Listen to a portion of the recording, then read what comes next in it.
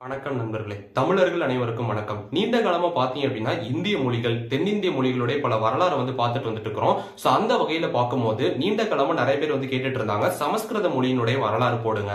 சமஸ்கிருதம் அப்படிங்கிறது பழமையான மொழியா? சமஸ்கிருத மொழியை தழுவி பிராகிருதம் அப்படிங்கிற மொழி இருந்தது. இந்த மொழி எப்படி உருவானது? சோ இந்த மாதிரி பல கேள்விகள் பல பேர் கேட்டுட்டு இருந்தாங்க. இதற்கிடையில பாத்தீங்க அப்படின்னா நிறைய பேர் என்ன சொல்றாங்க அப்படின்னா, தமிழ் மொழி பழமையானதா, சமஸ்கிருதம் பழமையானதா, தமிழா சமஸ்கிருதமா அப்படிங்கிற பலவிதமான விவாதம் வந்துட்டு இருக்கு. இது மட்டும் இல்லாம பாத்தீங்க அப்படின்னா, மொழியுடைய வரலாறு பேசினாலே ஒரு மொழியுடைய பெருமைகளை மட்டும்தான் பேசுறாங்க, பிற மொழிகளை தாழ்த்துறாங்க அப்படின்ட்டு பலவிதமான விஷயங்கள் இருந்தது. இந்த காணொலியில நம்ம இதுக்கு எல்லாத்துக்குமே தெளிவான விடைகளை தான் பார்க்க போறோம். தெளிவான ஆதாரங்களோட ஒரு மொழியுடைய உண்மைத்தன்மை என்ன அப்படிங்கறத நம்ம பார்க்க போறோம். மொழிகளுடைய வரலாறு நம்ம ஏன் தெரிஞ்சுக்கணும், மொழிகளுடைய வரலாறு பேசினாலே என் மொழி சிறந்தது, ஓ மொழி சிறந்தது இல்லை அப்படின்னு நிறைய பேர் சொல்றாங்க. அந்த மாதிரி எல்லாம் கிடையாது. மொழியுடைய வரலாறு நம்ம ஏன் தெரிஞ்சுக்கணும் அப்படின்னா, ஒரு மொழி ஏன் உருவாக்கப்பட்டது, ஏன் பேசப்பட்டது அப்படிங்கறதனுடைய உண்மைத்தன்மை அப்படிங்கறத மட்டும்தான் தெரிஞ்சுக்கணுமே தவிர எந்த மொழியையும் உயர்த்தவோ தாழ்த்தவோ வேண்டிய அவசியம் கிடையாது அப்படிங்கறத முதல்ல நான் சொல்லிக்கிறேன். சரி, இப்ப இந்த சமஸ்கிருதம் அப்படிங்கிற மொழி பாத்தீங்க அப்படின்னா உண்மையிலே எவ்வளவு பழமையானது. நிறைய பேர் சொல்லிட்டு இருந்தாங்க சமஸ்கிருதம் 5000 வருடங்கள் பழமையானது அப்படின்ட்டு. அப்படியெல்லாம் கிடையாது. அப்படி இருந்ததுக்கான ஆதாரப்பூர்வமான தகவல் எதுவுமே கிடையாது.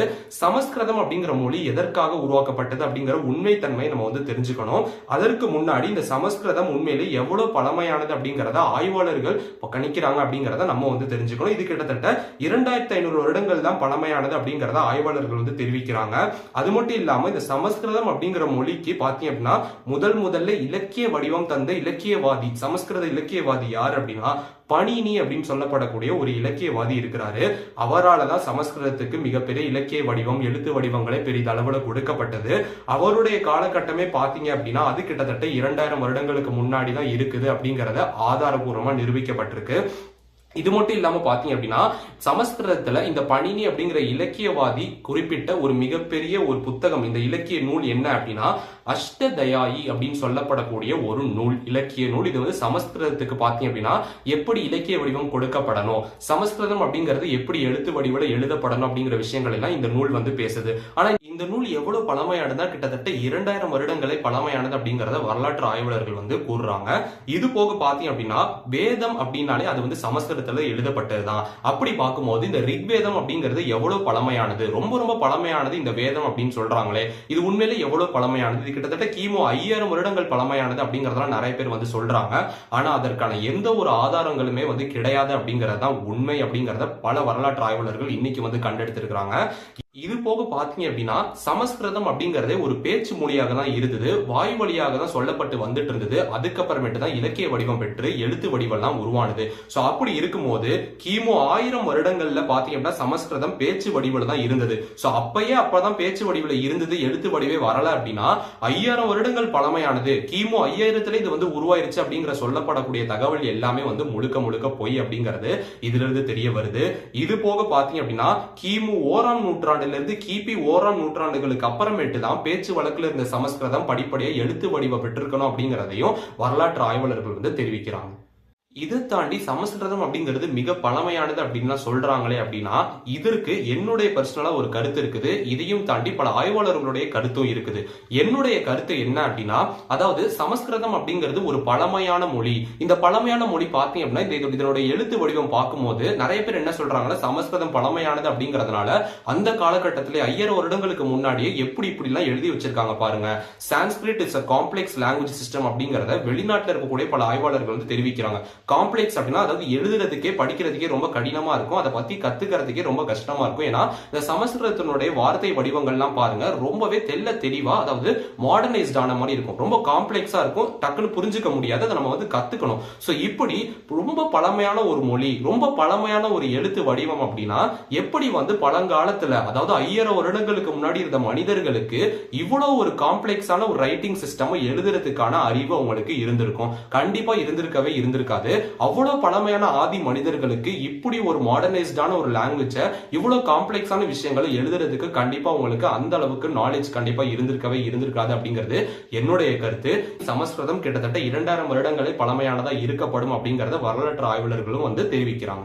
சமஸ்கிருத மொழியினுடைய மிக பழமையான கல்வெட்டுகளை எங்க கண்டெடுத்திருக்காங்க அப்படின்னா ராஜஸ்தான் மாநிலத்தில் இருக்கக்கூடிய ஹதிபாடா கோசுந்தி கல்வெட்டுகள் இங்கதான் பாத்தீங்க அப்படின்னா சமஸ்கிருத மொழியினுடைய கல்வெட்டுகள் கிடைச்சிருக்கு. இதனுடைய வயது பாத்தீங்கன்னா கிட்டத்தட்ட கிமு 1ஆம் நூற்றாண்டை சார்ந்தது அப்படிங்கறத வரலாற்று ஆய்வாளர்கள் வந்து தெரிவிச்சிருக்காங்க.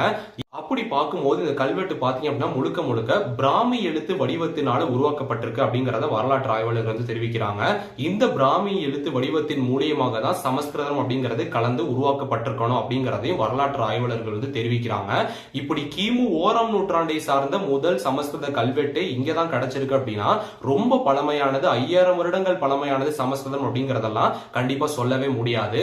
ஏன்னா ஆதாரபூர்வமான கல்வெட்டுகளை இப்படி கிமு 1ஆம் நூற்றாண்டு காலகட்டத்துக்கு அப்புறமேட்டு தான் கண்டெடுக்கப்பட்டிருக்கு அப்படிங்கிறது நமக்கு வந்து ஆதாரபூர்வமாக தெரியுது. கிமு 1000ஆம் நூற்றாண்டுல பாத்தீங்க அப்படின்னா சமஸ்கிருதம் அப்படிங்கிறது பேச்சு வழக்குல தான் இருந்திருக்கே தவிர அதுக்கப்புறம் தான் எழுத்து வடிவுக்கு வந்ததே தவிர அப்பயே இதெல்லாம் இருந்திருக்கிறதுக்கு எந்த ஆதாரமுமே கிடையாது அப்படிங்கறதும், அதையும் தாண்டி கிமு 1ஆம் நூற்றாண்டுல இருந்து கிபி 1ஆம் நூற்றாண்டுக்கு நடுவுல தான் வந்து பாத்தீங்கன்னா சமஸ்கிருதம் பேச்சு வடிவுல இருந்து எழுத்து வடிவுக்கு கொஞ்சம் கொஞ்சமா மாறி இருக்கு அப்படிங்கறதையும் வரலாற்று ஆய்வாளர்கள் வந்து தெரிவிக்கிறாங்க. சரி, இது எல்லாம் உண்மையா இருக்கும் போது ஏன் சமஸ்கிருதம் அப்படிங்கிறது 5000 வருடங்கள் பழமையானது, சமஸ்கிருதம் தான் பழமையானது, தமிழ் மொழியினோட இணைத்து சமஸ்கிருதம் பழமையானதுன்னு ஏன் பல பேர் சொல்லிட்டு இருக்காங்க அப்படின்னா சமஸ்கிருதம் அப்படிங்கிற மொழி பாத்தீங்க அப்படின்னா காலப்போக்கில் அழிந்து விட்டது. இன்னைக்கு புழக்கத்திலே அந்த மொழி கிடையாது, யாரும் அதை பேசவும் கிடையாது.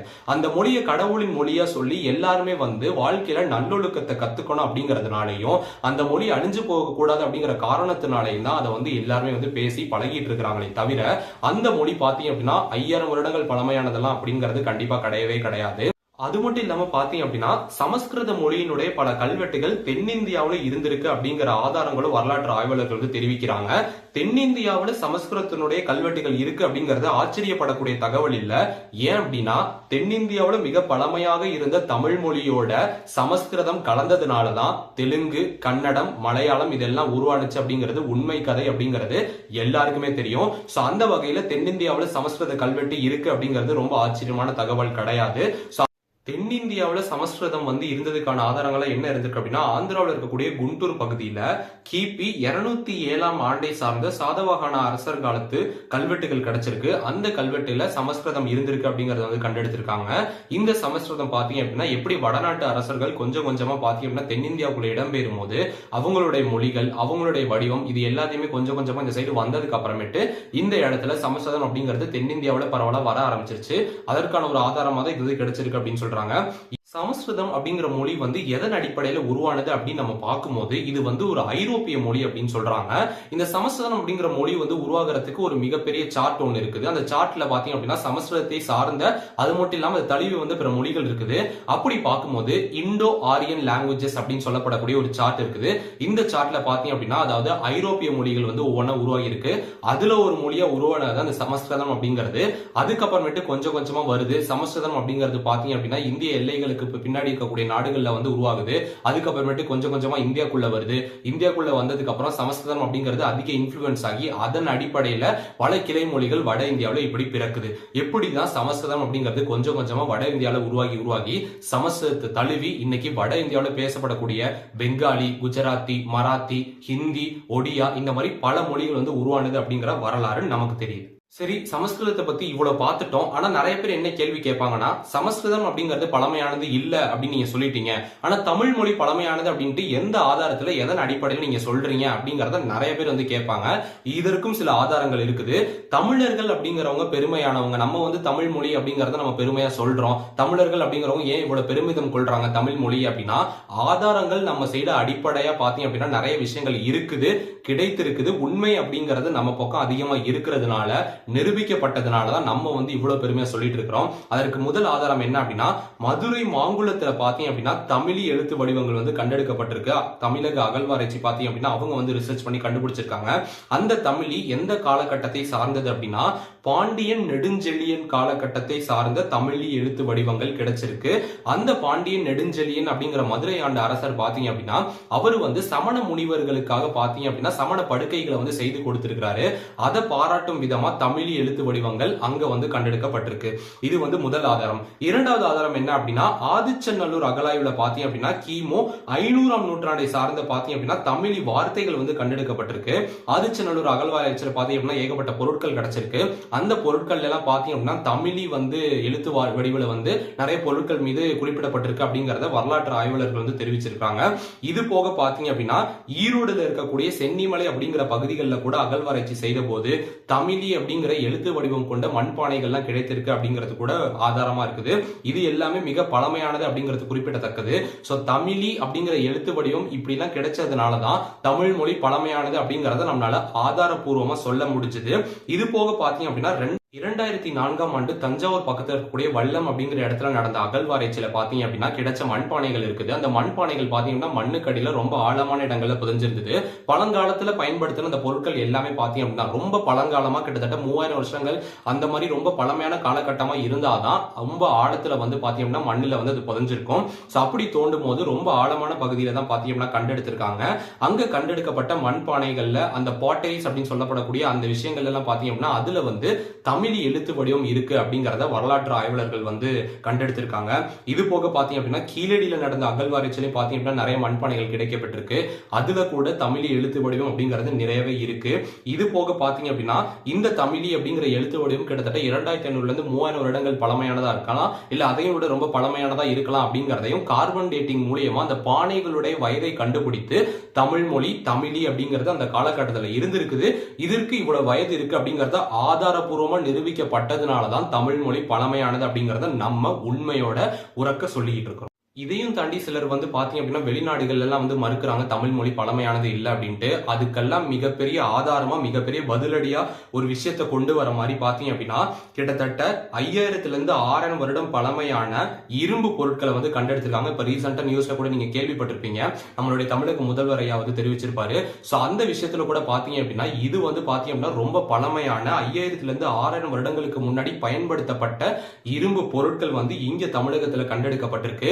இதன் மூலியமா கூட பாத்தீங்க அப்படின்னா தமிழர்களுடைய நாகரிகம் எவ்வளவு பழமையானது, எவ்வளவு பழமையான காலகட்டத்திலிருந்து தமிழ் மொழி உருவாகி இருக்கு அப்படிங்கறத ஆதாரபூர்வமா வெளிநாடுகள்ல சிலர் வந்து தமிழ் மொழி பழமையானது இல்லை அப்படின்னு சொல்றவங்களுக்கு மிகப்பெரிய பதிலடியா இந்த ஆதாரத்தை நம்மளால எடுத்து முன்வைக்க முடியும். இந்த இரும்பு அப்படிங்கிறது எங்க கண்டுபிடிக்கப்பட்டது அப்படின்னா தமிழ்நாட்டில் இருக்கக்கூடிய தூத்துக்குடி மாவட்டத்தில் உள்ள சிவகலை அப்படிங்கிற இடத்துல பாத்தீங்க அப்படின்னா இந்த ஒரு பழமையான இரும்பு பொருட்கள் வந்து கண்டெடுக்கப்பட்டிருக்கு. இப்படி கண்டெடுக்கப்படும் போது அதாவது என்ன சொல்றாங்க அப்படின்னா 5300 ஆண்டுகளுக்கு முன் தென்னிந்தியாவில் இரும்பு பயன்படுத்தப்பட்டது அப்படிங்கறத கண்டெடுக்கப்பட்ட இந்த இரும்பு பொருட்கள் மூலியமா கண்டெடுத்திருக்காங்க. அது மட்டும் இல்லாம வட இந்தியாவின் செப்பு காலமும் தென்னிந்தியாவின் இரும்பு காலமும் சமகாலத்துல வந்து இருந்திருக்கலாம் அப்படிங்கறத கூட வரலாற்று ஆய்வாளர்கள் வந்து தெரிவிக்கிறாங்க. இது மட்டும் இல்லாம பாத்தீங்க அப்படின்னா தமிழகத்தில் இருக்கக்கூடிய முக்கிய இடங்களான ஆதிச்சநல்லூர், சிவகாலை, மயிலாடும்பாறை, கீழ் நாமண்டி, மாங்காடு ஆகப்பட்ட இந்த இடங்கள்ல கூட பாத்தீங்கன்னா அகழ்வாராய்ச்சி நடைபெறப்பட்டிருக்கு. அந்த அகழ்வாராய்ச்சியில என்ன தென்பட்டிருக்கு அப்படின்னா தமிழகத்துல இரும்பு பயன்பாடு இருந்திருக்கு அப்படிங்கறத இந்த அகழ்வாராய்ச்சியில கிடைச்ச இரும்பு பொருட்கள் மூலியமா இந்த இரும்பு பொருட்களை கார்பன் டேட்டிங் பண்ணிருக்காங்க. சோ கார்பன் டேட்டிங் அப்படிங்கிறது அந்த பொருட்களுடைய வயதை வந்து எவ்வளவு பழமையானது அப்படிங்கறத குறிக்கிறதுக்காக செய்யப்படக்கூடிய ஒரு செயல். சோ அதுல வந்து எவ்வளவு பழமையானது அப்படின்னு தென்படுது அப்படின்னா கிமு 2500 முதல் கிமு 3000 வரை இருந்ததாக அப்படிங்கறத வந்து அந்த வரலாற்று ஆய்வாளர்கள் வந்து தெரிவிச்சிருக்காங்க கார்பன் டேட்டிங் மூலமா அப்படிங்கிறது கூட தெரியப்படுது. இதன் அடிப்படையில பாத்தீங்க அப்படின்னா இதுல நம்ம வந்து என்ன தெரிஞ்சுக்கலாம் அப்படின்னா இவ்வளவு பழமையானது தமிழ்நாட்டில் இருக்கக்கூடிய தொல்லியல் மூலியமா வந்து அகழ்வாராய்ச்சி செய்யப்பட்டு கிடைக்கப்பட்ட ஒரு இரும்பு பொருள் 5300 வருடங்கள் பழமையானது அப்படின்னா இதன் மூலியமா நம்ம என்ன கன்க்ளூஷனுக்கு வரலாம் அப்படின்னா தமிழர்கள் எவ்வளவு பழமையானவங்க, அந்த காலகட்டத்திலே இரும்பு பொருட்களை கையாள்வதில் தமிழர்கள் எவ்வளவு தேர்ச்சி பெற்றிருக்காங்க அப்படிங்கிறது இதன் மூலியமா தெரியுது. தமிழர்களுடைய நாகரிகம் கண்டிப்பா இவ்வளவு பழமையானது அப்படிங்கறத ஆதாரபூர்வமாக நம்ம வந்து நிரூபிச்சிருக்கிறோம். இதையும் தாண்டி பாத்தீங்க அப்படின்னா இரும்பு வந்து உருகுவதற்கு 1200 இருந்து 1400 டிகிரி செல்சியஸ் வரைக்கும் வெப்பநிலை வந்து தேவைப்படும். அப்படி இருக்கும்போது உலோகங்களுடன் ஒப்பிடுகையில் எந்த ஒரு நாகரிகத்திற்கும் உயர்ந்த தொழில்நுட்பம் தேவைப்படுகிறது. சுமார் 5300 ஆண்டுகளுக்கு முன்பே தமிழ் பகுதி மக்கள் இரும்பை உருக்கும் திறமையில் தேர்ச்சி பெற்றிருந்தனர் என்பதை இது காட்டுகிறது அப்படிங்கிற இந்த ஒரு அறிக்கையை கூட வரலாற்று ஆய்வாளர்கள் வந்து தெரிவிச்சிருக்காங்க. சோ இதன் அடிப்படையில எல்லாம் பார்க்கும்போது நம்ம ஆதாரப்பூர்வமா ஒவ்வொரு விஷயங்களையும் நம்ம வந்து கண்டெடுத்துட்டு இருக்கிறோம். தமிழர்கள் எவ்வளவு பழமையானவங்க, நம்ம நம்மளுடைய அடையாளம் என்ன, நம்மளுடைய நாகரிகம் என்ன அப்படிங்கறத. ஆனா நிறைய பேர் இதை வந்து ஏற்றுக்க வந்து மறுக்கிறாங்க. அதுக்கான காரணம் என்ன அப்படிங்கறது நமக்கு நல்லாவே தெரியும். ஆனா இதையும் தாண்டி பாத்தீங்க அப்படின்னா தமிழ் மொழி இவ்வளவு பழமையானதுன்னு சும்மா வாய் வார்த்தையாவோ இன்னைக்கு நேத்து வந்த இலக்கியங்கள் மூலியமா சொல்லல. தமிழ் மொழி அப்படிங்கிறது ஆதி பழங்காலத்திலிருந்து உருவான தமிழர்களுடைய அடையாளம் வைத்து அகழ்வாராய்ச்சி நடத்தி அதுல இருந்து கிடைக்கக்கூடிய பொருட்களுடைய வயதை வந்து நம்ம வந்து கண்டெடுத்து இதன் மூலியமா தமிழர்களுடைய பழங்கால தமிழ் மக்களுடைய நாகரிகத்தை நம்ம வந்து தெரிஞ்சுக்கிறோம். அது மட்டும் இல்லாம கிடைக்கக்கூடிய தமிழி கல்வெட்டுகள், சோ இந்த மாதிரி கிடைக்கக்கூடிய எல்லா விதமான ஆதாரபூர்வமான வகையில தமிழ் மொழி எவ்வளவு பழமையானது அப்படிங்கறத நம்ம தெரிவிச்சிட்டு இருக்கிறோம். இது போக தமிழர்கள் எவ்வளவு சிறந்தவங்க அப்படிங்கறத தமிழ் மொழியினுடைய பழங்கால இலக்கியங்கள் மூலியமா திருக்குறள், சீவக சிந்தாமணி, மணிமேகலை, குண்டலகேசி, சோ இந்த மாதிரியான பல நூல்கள் வந்து இருக்குது தமிழ்ல. இது போக அடுக்கிட்டே போலாம், சிலப்பதிகாரம், இந்த மாதிரி ஏகப்பட்ட நூல்கள் மூலியமாவும் கிடைக்கக்கூடிய கல்வெட்டுகளா இருக்கட்டும், ஆதாரங்களா இருக்கட்டும், அகழ்வாராய்ச்சி ஆதாரங்கள் மூலியமா நம்ம வந்து தமிழ் மொழி எவ்வளவு பழமையானது அப்படிங்கறத தோண்ட தோண்ட உண்மைகள் நமக்கு வந்து தெரியுது. நிறைய பேர் ஆனா இதை வந்து மறுப்பாங்க. ஏன் அப்படின்னா தமிழ் மொழியிலிருந்து பிற மொழிகள் வந்து பிறக்கல அப்படிங்கறத நிறைய பேர் வந்து சொல்லிட்டு இருக்காங்க. தென்னிந்தியாவிலே கன்னடமா இருக்கட்டும், தெலுங்கா இருக்கட்டும். ஆனா அது எல்லாம் வந்து பொய் அப்படிங்கறத இந்த மாதிரியான ஆதாரபூர்வமான அறிக்கைகள் நம்ம சொல்லும் போது தமிழர்கள் தமிழ் மொழி எவ்வளவு பழமையானது அப்படிங்கிறது கொஞ்சம் கொஞ்சமா உண்மை வந்து வெளிச்சத்துக்கு வர ஆரம்பிக்குது. இதையும் தாண்டி பாத்தீங்க அப்படின்னா சமஸ்கிருதமா இருக்கட்டும், தெலுங்கா இருக்கட்டும், கன்னடமா இருக்கட்டும், ஹிந்தியா இருக்கட்டும், எந்த மொழியா வேணாலும் இருக்கட்டும், எல்லா மொழிகளும் சிறந்ததுதான் அப்படிங்கறத நிறைய பேர் வந்து கமெண்ட்ல வந்து சொல்றதை நானும் பார்த்திருக்கேன். இப்படி எல்லாம் சொல்றது பிரச்சனை இல்ல. சமஸ்கிருதம் அப்படின்னா அதற்குன்னு ஒரு சிறப்பு தன்மை இருக்கும், தனித்துவம் இருக்கும், ஏதோ ஒரு காரணத்துக்காக அந்த மொழி உருவாக்கப்பட்டிருக்கும். அந்த மாதிரி தான் தமிழ் மாதிரி எல்லா மொழியும் வந்து சிறந்ததுதான்.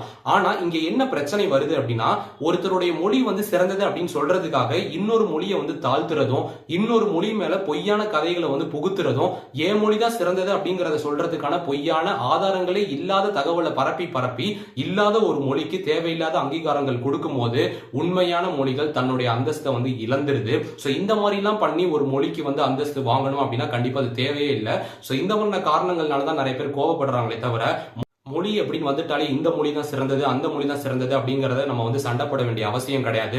தமிழ் மொழி சிறந்தது அப்படிங்கறத ஒவ்வொரு விஷயம் மூலியமாவும் கிடைக்கக்கூடிய ஒவ்வொரு தகவல் மூலியமாவும் ஆதாரங்கள் மூலியமாவும் இந்த உலகத்துக்கு நம்ம வந்து நிரூபிச்சுட்டே இருக்கோம் அப்படிங்கறதுல எந்த மாற்று கருத்தும் கிடையாது. தமிழ் வாழ்க, தமிழ் வளர்க. இந்த மாதிரி பல எந்த மொழியோட பிற வரலாறு பேசலாம் அப்படிங்கறத நீங்க நினைக்கிறீங்க அப்படிங்கறத கமெண்ட்ல சொல்லுங்க. இந்த மாதிரி பல இன்ட்ரெஸ்டிங் இன்ஃபர்மேஷன் குரு யூடியூப் சேனலை சப்ஸ்கிரைப் பண்ணுங்க. தேங்க்ஸ் ஃபார் வாட்சிங்.